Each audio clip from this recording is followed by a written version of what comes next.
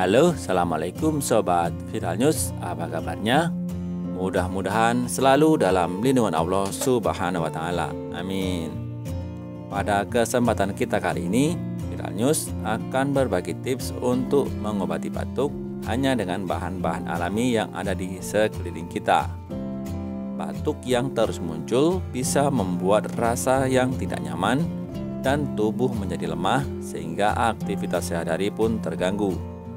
Karena batuk membuat otot di sekitar dada terasa nyeri dan tenggorokan terasa kering dan perih. Salah satu obat alami untuk mengobati batuk yaitu air garam.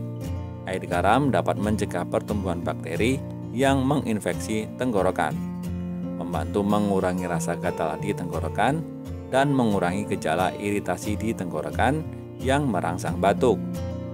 Juga bisa membantu mengencerkan dahak yang menggumpal di belakang tenggorokan sehingga batuk lebih reda. Adapun cara membuat obat herbal ini cukup mudah. Sobat hanya perlu menyiapkan garam dan air.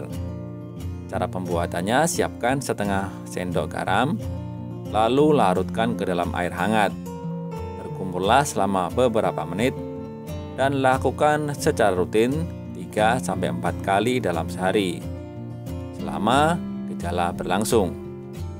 Perlu untuk diingat, saat berkumur pastikan air garam mengenai keseluruhan bagian mulut dan diamkan air garam di bagian belakang tenggorokan selama beberapa saat.